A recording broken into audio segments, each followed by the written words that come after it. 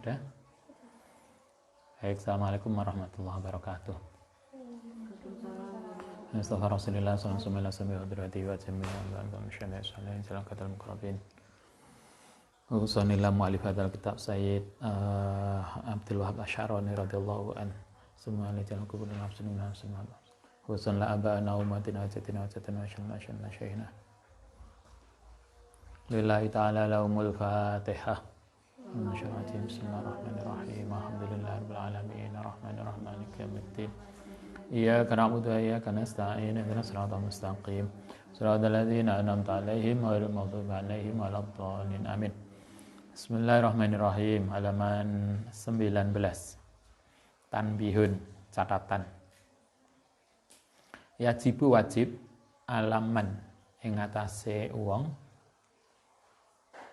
akala yang makan sepaman syai'an ing sesuatu sumawajada, kemudian menemukan seseorang tadi ba'dahu setelah makan alamatan ing suatu tanda min alamatil harami saking alamatil haram ayak huda mongko yajibu akala syai'an ayak huda yang ngambil tindakan sepaman fil qaihi ing dalam muntah in amkanahu lamun memungkinkan. Kemarin kita diajari jaga makanan kita, pastikan makanan kita halal. Jangan sampai perut kita, badan kita kemasukan makanan haram. Nah, sekarang bagaimana kalau sudah terlanjur? Wah, ini kadung mlebu ya. Bagaimana kalau perkara haram tadi udah terlanjur? Setelah makan baru diomongin, Mbak, tadi loh, itu juga kok mana yang nggak halal. Apa yang harus kita lakukan? Muntahkan. Coba. Muntahkan, kalau memungkinkan dimuntahkan, muntahkan. Karena masuknya perkara haram ke dalam tubuh kita itu jauh lebih berat efeknya daripada muntah. Kalau kita belajar biologi ya, kalau kita makan hari ini, maka makanan itu akan diserap oleh tubuh sampai kemudian menjadi tenaga macam-macam, itu baru habis 40 hari. Jadi makanan kita hari ini itu 40 hari ke depan baru habis. Karena itulah Kanjeng Nabi dalam salah satu hadisnya atau para ulama mengatakan kalau orang itu makan makanan haram, maka sholatnya tidak diterima selama 40 hari.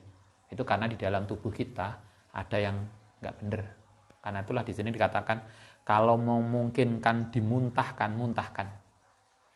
Enggak muntah gak iso, kadung sate enak ya, eman. Dimuntahkan nggak bisa, apa? Wa illa, lamun tidak bisa, ahoda, mongko harus mengambil perilaku, mengambil fitaubati dalam taubat. Kalau dimuntahkan nggak bisa, segeralah bertaubat wal istighfar. Banyak membaca istighfar. Kita kadang kan sering baru sadar, mangan yang warung, Mbak mau kok enak-enak apa ya? Kok ternyata makanannya campur. Apa biasanya? Minyak babi atau makanan yang nggak halal. Maka kadung mlebu gak iso muntah, dikeluarkan nggak bisa. Apa yang harus kita lakukan? Segera istighfar dan taubat. Nah, tadi kalau seseorang mendapati tanda makanan itu haram. Nah, sekarang pertanyaannya, apa tandanya makanan itu haram? Wa minal alamati, lan itu setengah saking alamat tandane makanan itu haram, iku ayakuna yang tono li syar'i maring syariat ala zalika to'ami yang atase mengkono makanan i'tiradun berpaling min haitsu wadu'a nalikane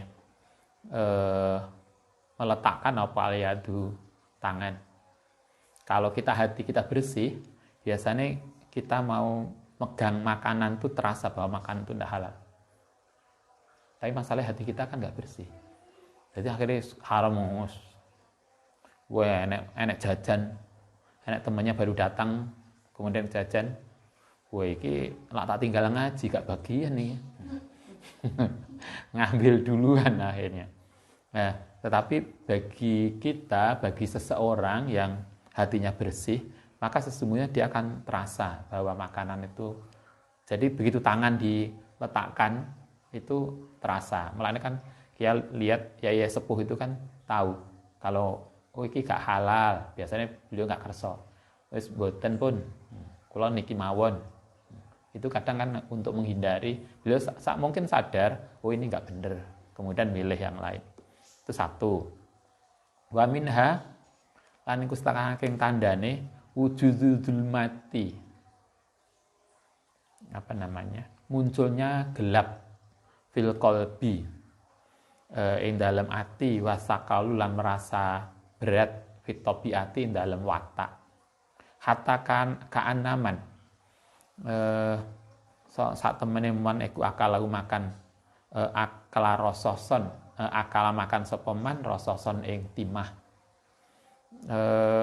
Kalau nggak begitu, dampaknya adalah itu membuat hati kita gelap.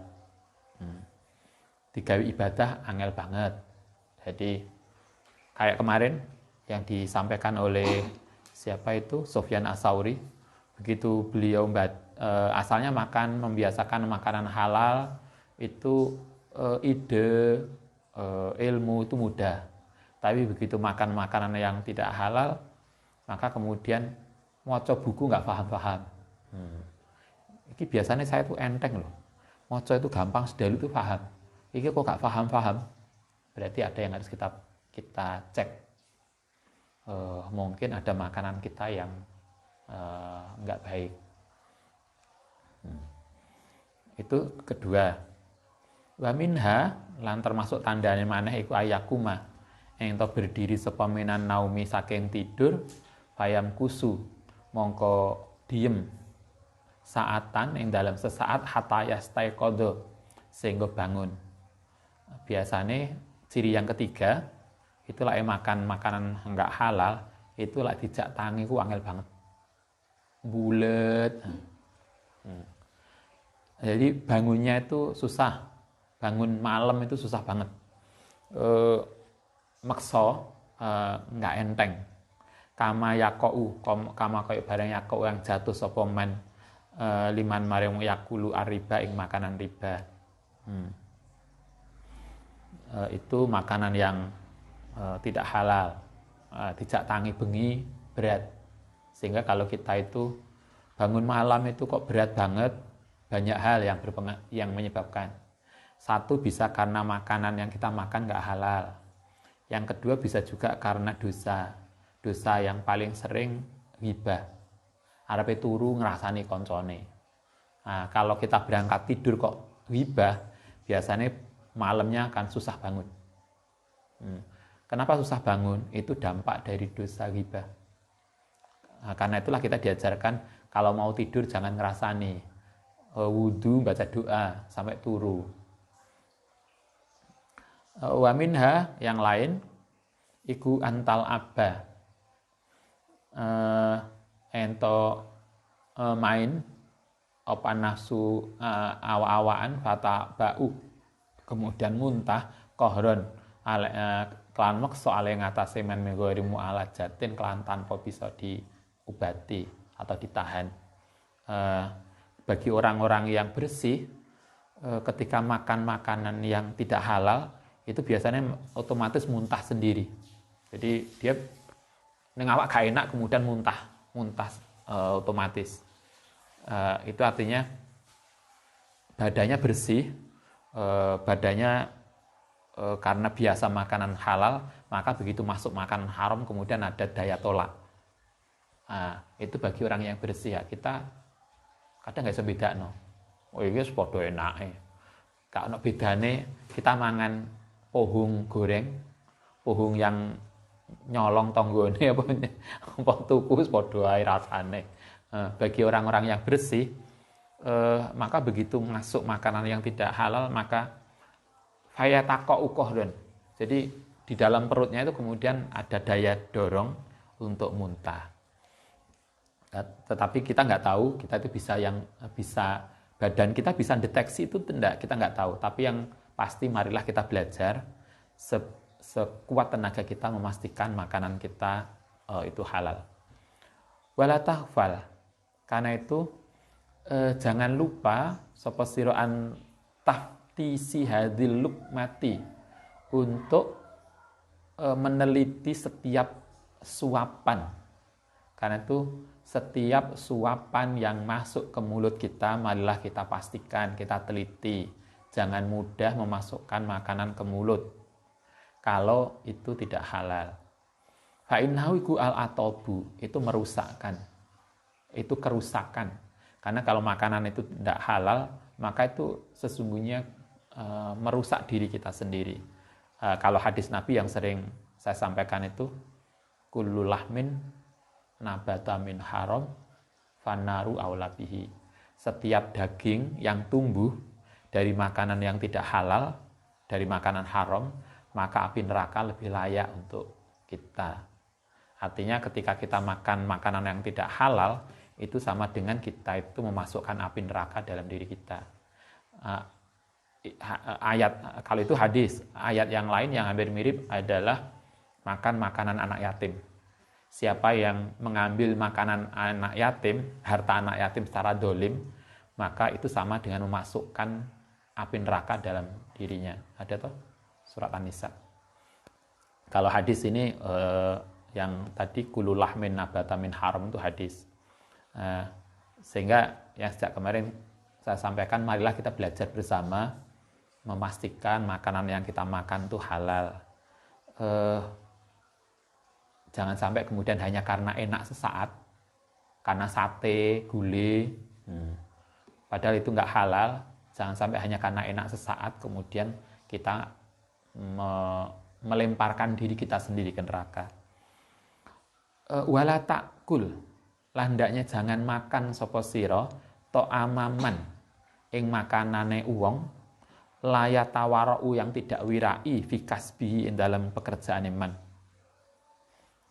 Sampai di sini saking bahayanya makanan tidak halal, kita diingatkan jangan mau diajak makan oleh orang yang pekerjaannya nggak jelas halal haramnya.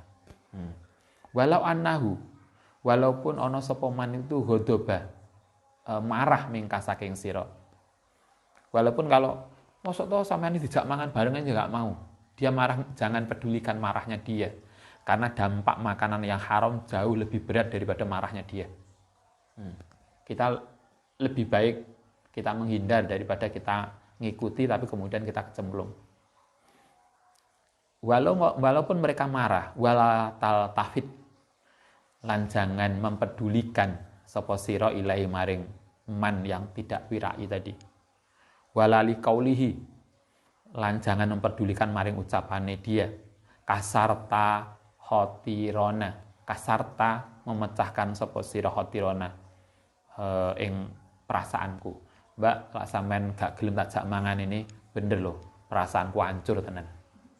Jangan pedulikan ngomongnya dia kalau memang kita tahu pasti bahwa makanan dia tidak halal. Dia marah, dia merasa tersinggung, itu jauh masih lebih ringan daripada dampak kita ikut makanan haram. Wahada utawi hadal amru utawi perkara ini iku kola sedikit sapa man wong yatanabbaha yang sadar lau kediman min masyaihi hadal asri saking guru-guru sekarang. Konteks ini kadang kita tidak banyak yang sadar. Kadang karena alasannya njogo perasaan dia, wis melu mangan gak apa-apa daripada nanti dia tersinggung. Enggak. Kalau dalam tasawuf ini kita ajarkan dia tersinggung nggak apa-apa daripada kita jatuh pada makanan yang tidak haram, karena dampaknya jauh lebih berat daripada ketersinggungan dia. Bal ba'duhum,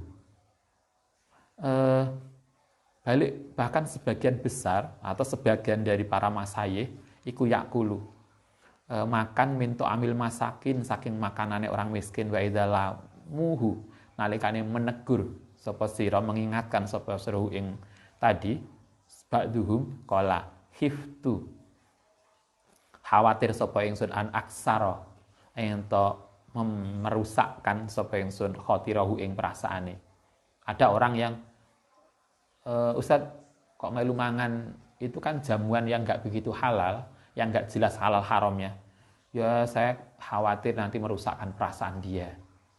Saya khawatir menyinggung perasaan dia kalau saya nggak ikut. Alasan ini salah besar kalau dalam kitab ini. Itu tidak bisa jadi alasan. Jadi kita khawatir dia tersinggung kalau kita tidak makan bersama dia. Itu tidak bisa diterima. Kalau kita tahu pasti bahwa makanannya tidak halal. Kita harus benar-benar jaga.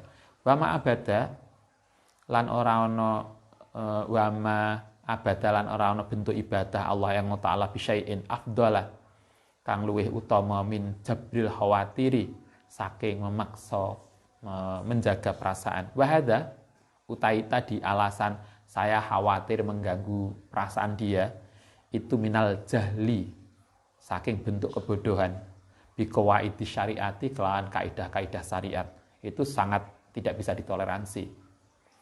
Wala farqa mongko ora ono perbedaane. Alasan tadi saya kalau nggak ikut saya khawatir dia tersinggung. Alasan itu wala farqa tidak ada perbedaan hinaidin ketika itu wa bainahu wa bainaman lan ing antarane wong azama kang berkeinginan ali ngatasi man sapa sahsun bi ayashriba gamariento minum mahu sartane sahsun al khamra ing minuman keras. Falau qala mongko lamun kemudian qala innama syaribtu angin pastine minum sapa ingsun jabaron krana menghilangkan li khawatirihi maring perasaan. Itu kan alasan tadi. Ya saya khawatir dia nanti tersinggung. Itu kan padha mbek teman-teman geng. Lapa kok pelok minum? Ini kan solidaritas. Kan pada itu alasannya. Jadi kan kalau ada kiai, ada ustadz, ada santri, padahal tahu bahwa makanan itu tidak halal, kemudian dia ikut makan alasannya agar yang undang tidak tersinggung, berarti alasan itu podo karo tadi. Orang yang minum, lapa kok minum? Solidaritas teman. Itu podo-podo salah. Itu tidak bisa ditoleransi. Hadatnahu mongko menghukum sapa kita hu ing ma walam nakbal dan tidak mau menerima sapa ingsun minhu saking man adzaron ing alasan. Alasan itu tidak bisa diterima. Kalau memang jelas tidak halal, kecuali kalau kemudian belum jelas ya. Beberapa ulama menyarankan tidak, ulama sepuh menyarankan kita lah urun jelas ya harus ditinggal aja lah golek liyane. Atau biasanya kalau kita di tasawuf diajarkan kita misalnya diundang oleh seorang tetangga yang kaya. Kita tahu kira-kira pekerjaannya enek sing halal enek sing enggak. Jadi dia misalnya punya pekerjaan tetap yang baik, tapi di luar itu kita tahu pasti bahwa ada bisnis barang terlarang. Maka kemudian dia kayaannya campuran. Sebagian ulama mengatakan lebih baik dihindari. Jangan ikut makan di situ. Karena jangan-jangan yang kita makan bagian dari situ. Itu artinya marilah kita berusaha untuk menjaga apapun yang kita masukkan dalam perut kita itu dipastikan halal. Wa hakamna lan menghukumi sapa kita bi fasqihi kelawan sifat fasiknya. Itu berarti fasik. Fasik itu orang Islam tapi jek gelem nglakoni perbuatan dosa. Itu fasik. Nah, oke. Kita lanjutkan. Wahdar lan jogo sapa sira aidon minal hayai saking perasaan malu atau bi'i. Fa innahu kumadudun dicatat min jumlatil kibri termasuk kesombongan. Indal qaumi menurut kaum. Yang seterusnya yang harus kita lakukan adalah jangan merasa malu untuk melakukan sesuatu kalau itu benar. Enak toh kita tuh isinan. Ngaku santri aja izin. Nanti Mbak, yang pondok tak? Boten, tengkosan sanding pondok. Gak pede dengan santrinya. Padahal kita tahu orang-orang lain itu dengan bangga ngaku identitasnya. Kenapa kita santri nggak bangga dengan identitas kita? Karena itu salah satu hal yang kita lakukan adalah jangan pernah merasa malu untuk menyampaikan sesuatu, menunjukkan identitas kita kalau itu benar. Kala ngendika sapa Said Umar Ibnul Farid, tamassak berpegangan sapa sira bi ardalil hawa kelawan ujung cinta, wahlak lan nglepas sapa sira al haya ing malu, waholi lan hiasana sapa sira sabilan nasikin ing dalane orang-orang yang ahli ibadah, wa in jalu senajan rasa berat, wa utawi haya tadi, maksudnya haya itu apa toh?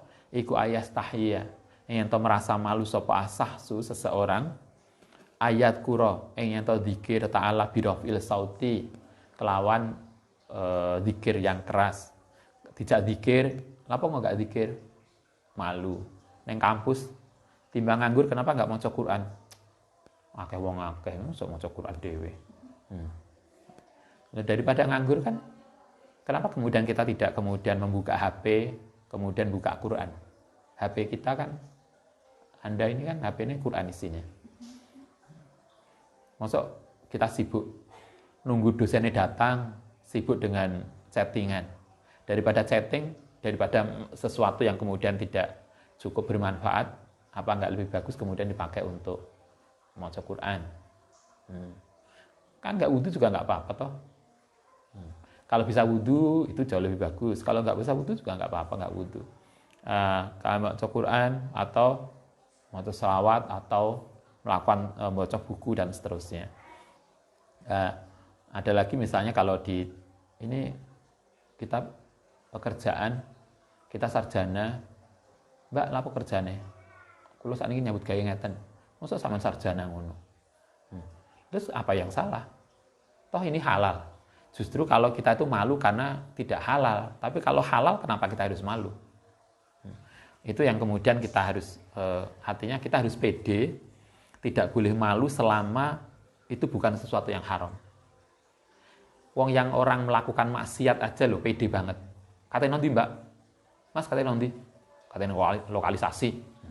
Loh, mau ke lokalisasi aja loh dengan pedenya ngomong. Kenapa kita yang mau ke pondok, mau ke kampus, mau melu pengajian, mau istighosahan, mau selawatan, kemudian kita malu dengan menyampaikan itu.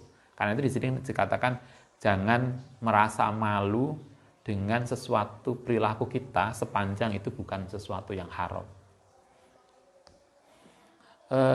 Bihadratin nasi di sisi manusia. Wa aksaruman utai sebagian besar iku yatruku ninggal sapa mandalika ing tadi bihadratin nasi kelawan ana sebelah manusia sapa ashabul anfusi sebagian orang kal kudoti kaya kudot pejabat wal mubasyirina wasuyuhi orang sepuh wa nahwihim wa idza kulifa nalikane dipeksa sapa ahaduhum ayat qura ta'ala yang to zikir maring Allah taala bi hadratin nasi di sebelahnya masyarakat hasola hasil indaun ahad apa khijalun rasa malu.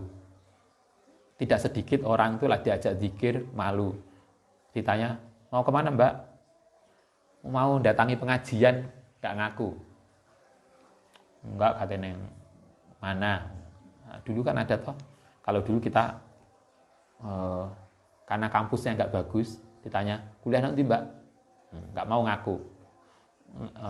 Ngakunya di kampus lain. Padahal kuliahnya nggak di situ. Karena kita tidak itu kan, nah itu yang kemudian dikritik di sini. Jangan pernah merasa malu untuk menunjukkan identitas kita sepanjang itu halal dan tidak salah. Biasanya yang malu jadi santri. Mondok tak Mbak? Mboten. Belakangnya pondok. Loh, kenapa kemudian kita malu ngaku jadi santri? Kalau gitu kita dulu zaman aliyah untuk ngelatih beginian, kita mikir itu teman-teman dari agama lain dengan bangganya nggawa kitab sucinya dipegang gini. Kenapa kemudian kita nggak pede nggawa kitab suci kita? Teman-teman yang lain tuh dengan bangganya menunjukkan identitasnya. Kenapa kemudian kita nggak pede dengan identitas kita sebagai santri, sebagai muslim? Kenapa kemudian harus menyembunyikan identitas santri kita? Kenapa kita menyembunyikan identitas kita? Padahal nggak ada yang salah. Apa yang salah? Yang penting sepanjang tidak sesuatu yang haram dan salah. Nah, kita diajarkan jangan pernah merasa malu untuk melakukan segala sesuatu sepanjang dia halal, sepanjang dia tidak salah. Karena iku itakaba, kaya nglakoni sapa man maksiatan ing maksiat. Diajak zikir, isin, diajak ini enggak mau. Diajak baik itu mereka sungkan, kaya diajak maksiat. Kami selalu hadzalika iku yajibu. Karena itu biyen dulu para guru sufi itu lah yang ngajari santri anyar itu agar menghilangkan ben gak malu itu malah disuruh zikir di pasar. Pokoknya di pasar dinoyo kemudian zikir keras. Kemudian di mana yang akeh orang kemudian zikir. Tante bagian di sana zikir di dapur. Satunya zikir di kamar mandi misalnya. Itu hanya untuk menunjukkan melatih tadi loh.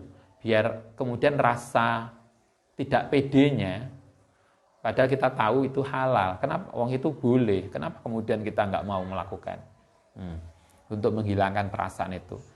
Misalnya aku yajibu mewajibkan alim apa dzikra yang zikir bisrofis sauti kelawan suara yang keras hatta yahruju sehingga bisa keluar sapa mereka murid anil kibari saking sifat sombong.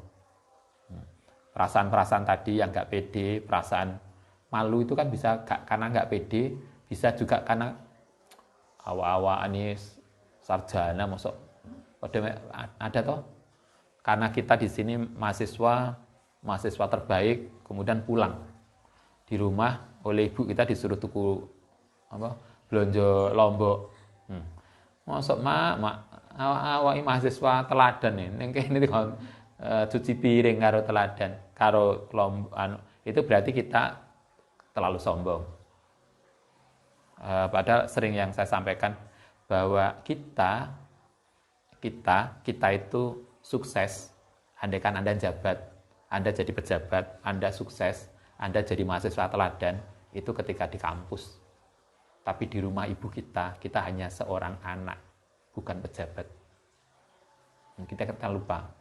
Kita masih menganggap diri kita pejabat, di depan ibu kita masih pejabat. Padahal di rumah kita bukan apa-apa. Di rumah itu, di rumah orang tua kita hanya seorang anak, bukan siapapun. Kalau Anda jadi kiai, itu kalau di pondokmu. Di rumah orang tuamu, kamu bukan kiai. Kalau Anda jadi direktur, itu ketika di kantor, di rumah orang tua kita bukan siapapun. Sehingga jangan merasa kemudian jabatan itu muncul di hadapan ibu dan orang tua kita. Itu terlalu sombong. Karena itulah kemudian kita diajarkan di sini sekali lagi, jangan pernah merasa malu menunjukkan identitas kita, perilaku kita, kondisi kita, sepanjang itu benar, bukan sesuatu yang haram atau sesuatu yang salah. Kadang kan kita nutupi toh gaya sugih ning kampus, gaya borju, padahal di rumah ibu itu nggawa buruh tani. Kenapa kita harus menunjukkan gaya borju? Itu kan senep dhewe toh. Karena ketika orang itu berbohong, maka dia harus berbohong untuk menutupi kebohongan berikutnya. Wa kana lan ana sapa Sayyidi Muhammad rahimallahu taala iku yakmuru perintah ashabahu ing muridnya bir office sauti kelawan suara keras bidzikri kelawan zikir. fil aswaki ing dalam pasar. Karena itu Said Muhammad ini ngelatih santrinya ben gak sungkanan, ben gak isinan, disuruh zikir di pasar dengan suara keras. Kayaknya tante perlu itu latihan, tante. Karo blonjo, la ilaha illallah. Lho kan karo ya selawatan.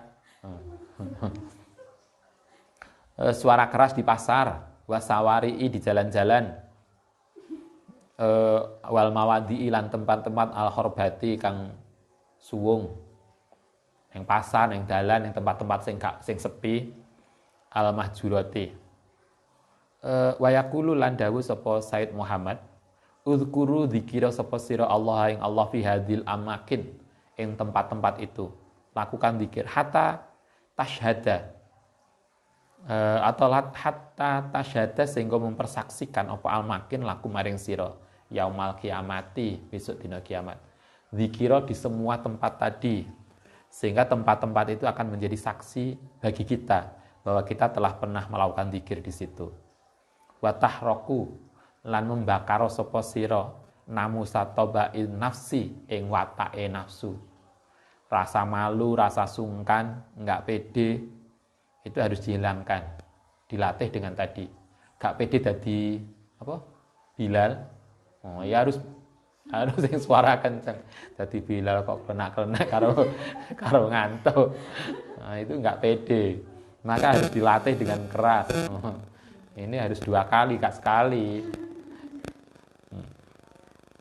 Fa innakum mongko sedene sira kabeh ku fi hijabin, tetep ing dalam hijab, malam tahroku, selama belum membakar sapa sirahu ing hijab. Perasaan tadi, perasaan gak pede, perasaan malu, perasaan sombong, itu kalau enggak dihilangkan, maka itu akan muncul. Karena itulah itu harus dihilangkan dengan cara dilatih tadi. Oke, kita lanjutkan. Wahdar, lan seterusnya, hati-hati sapa sira fi ghisil khirfati, ing dalam pekerjaan yang menipu. Pekerjaannya harus benar, harus jujur. Jangan sampai pekerjaan kita menipu. Malah ada toh yang sekarang pekerjaannya penipuan. SMS, WA, bolak-balik. Kalau saya sering dapat hadiah.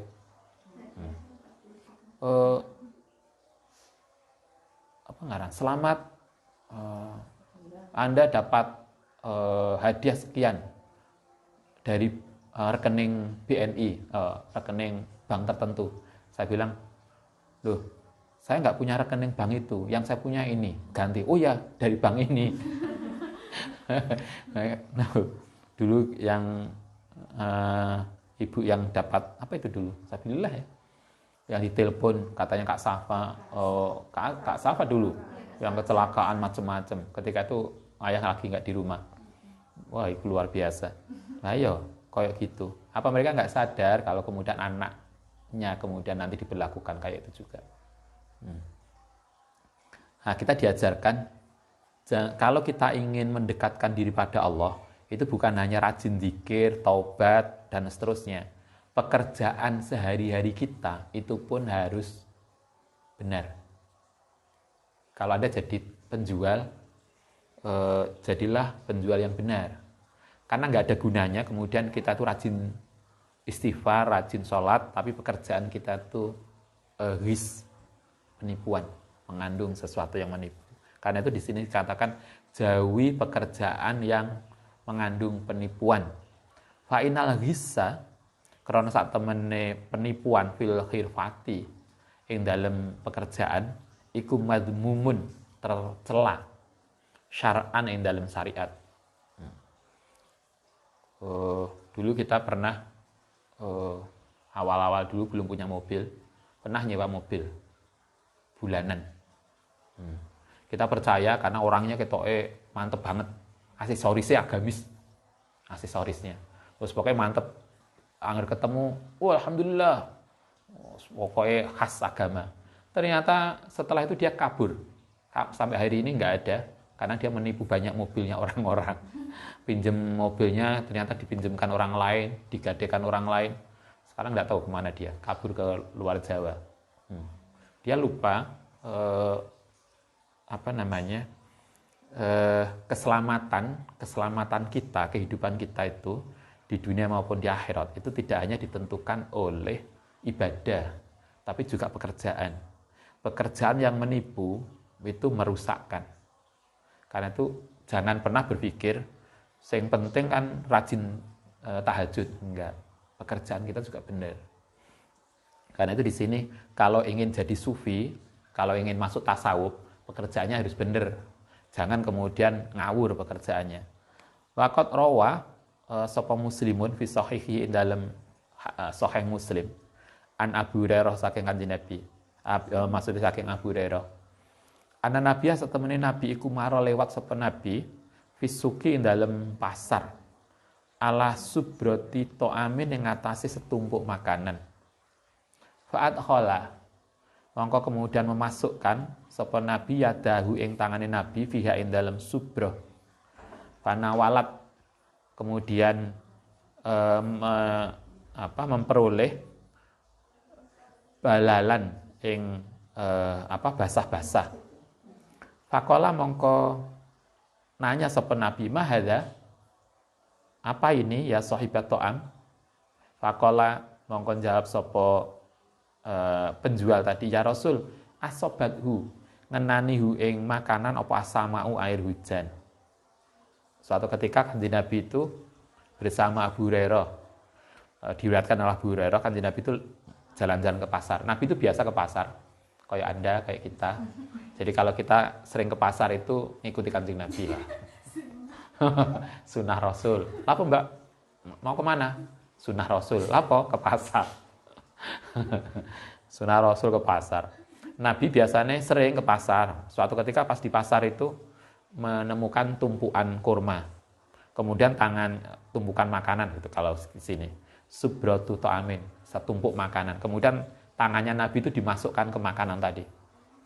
Ternyata di bagian dalam itu basah. Kemudian Nabi mengatakan, kenapa ini?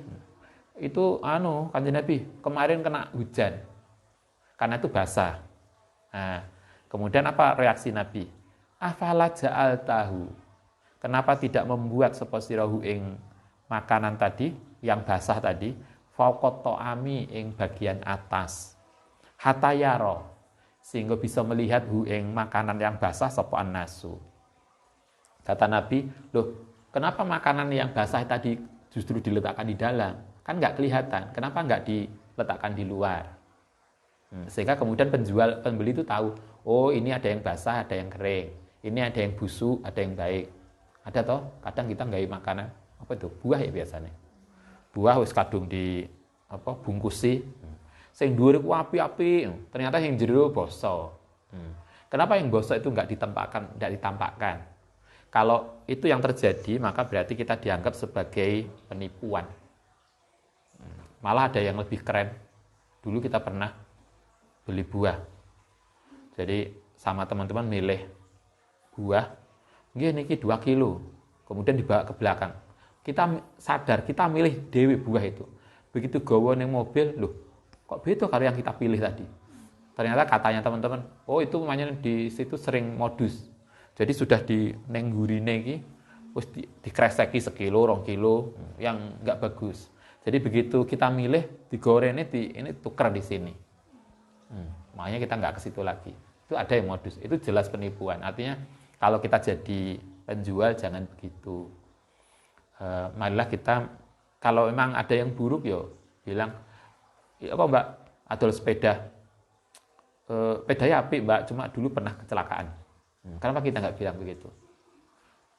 Sebagian kita kadang ada yang gaya menutupi, wis deloken barange. Loh, itu kan berarti menutupi.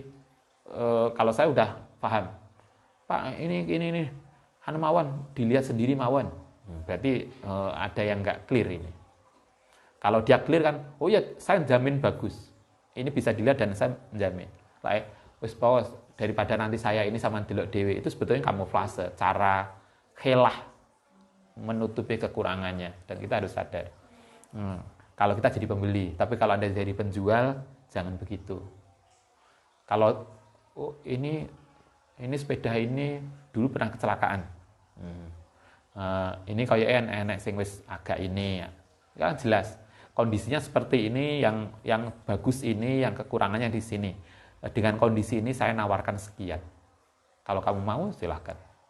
Kita bisa bicarakan. Kan itu lebih gentle, yang beli juga enak karena merasa safety, karena jelas barangnya. Kita juga halal. Jangan kemudian haram. Kadang kalau nggak gitu, yang sering dulu neng TV apa itu? Rajungan ya? Apa? Yang ada supite itu? Kepiting dibungkus debok. Lah bungkusnya lebih banyak daripada kepitingnya lho. Lah bungkusan lho iki adol gedebok apa adol kepiting? Wong cuma kepiting aja lho. Kan ditaleni ambek rafia atau anu kecil kan juga bisa. Kenapa kemudian anu gede banget? Padahal ini kan cobalah kita berpikir, kita kan sudah ngasih harga dengan harga tinggi. Kenapa kemudian masih mengurangi timbangan? Ada yang timbangan dikasih apa biasanya? Mur, kalau timbangan manual. Nah, sekarang timbangannya nggak manual sekarang, pakai digital ya. Ternyata bisa juga, katanya orang-orang, katanya penjual. Suatu ketika saya